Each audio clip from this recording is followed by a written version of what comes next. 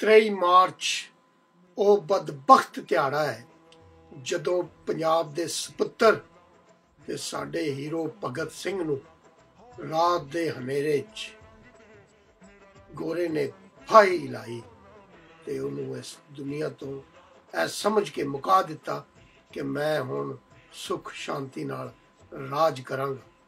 ਪਰ ਅੱਜ ਉਹਦਾ ਰਾਜ ਇੰਗਲੈਂਡ ਦੇ ਛੋਟੀ ਜਿਹੀ 2 ਰਿਆਸਤਾਂ ਤੱਕ ਸੀਮਤ ਹੋ ਗਿਆ। ਮੈਂ ਸਮਝਦਾ ਵਾਂ ਪਰ ਪੰਜਾਬ ਹਾਲੀ ਉਸ ਗੋਰੇ ਤੋਂ ਆਜ਼ਾਦ ਨਹੀਂ ਹੋਇਆ।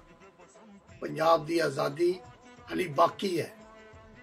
ਉਹ ਗੋਰਾ ਜਿਹੜਾ ਆਪਣਾ ਪਿਛਲੱਗ ਉੱਥੇ ਬਿਠਾਇਆ ਹੈ ਉਹ ਹਾਲੀ ਤੱਕ ਕਾਬਜ਼ ਹੈ।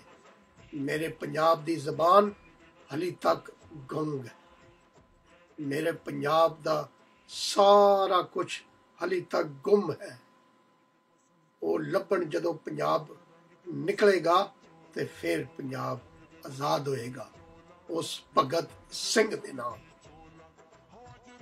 ਦੂ ਵਟਿਆਂ ਦੇ ਥੱਲੇ ਆ ਕੇ 2 ਮਣ ਮਿੱਟੀ ਉੱਤੇ ਪਾ ਕੇ ਜਾਗਣ ਵਾਲੀ ਗੱਲ ਸਮਝਾ ਕੇ ਸਾਨੂੰ ਸਿੱਧੇ ਰਾਹ ਪਾ ਕੇ ਤੂੰ ਹੁਣ ਠੱਪੀ ਕਿਉਂ ਕਿਤਾਬ ਧਾੜੂ ਵੰਡ ਘਤਿਆ ਪੰਜਾਬ ਧਾੜੂ ਵੰਡ ਘਤਿਆ ਪੰਜਾਬ ਧਾੜੂ ਵੰਡ ਘਤਿਆ ਪੰਜਾਬ।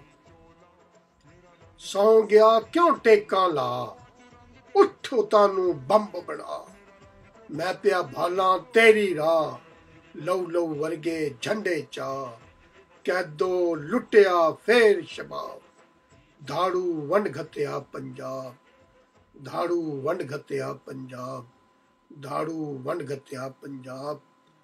ਅੱਜ ਫਿਰ ਧਾੜੂ ਕਬਜ਼ਾ ਕੀਤਾ ਤੂੰ ਕਿਉਂ ਐਡਾ ਦਾਰੂ ਪੀਤਾ ਮੈਂ ਨਹੀਂ ਫੱਟ ਗਲੇ ਦਾ ਸੀਤਾ ਅਜੇ ਨਹੀਂ ਮੁੱਕਿਆ ਜੰਗ ਦਾ ਗੀਤਾ ਗਾਲਾਂ ਖਾਵੇ ਪਈ ਚਨਾਬ ਸਾਡੇ ਸਿਰ ਤੇ ਪਿਆ ਅਜ਼ਾਬ ਧਾੜੂ ਵੰਡ ਘਤਿਆ ਪੰਜਾਬ ਧਾੜੂ ਵੰਡ ਘਤਿਆ ਪੰਜਾਬ ਧਾੜੂ ਵੰਡ ਘਤਿਆ ਪੰਜਾਬ ਧਾੜੂ ਵੰਡ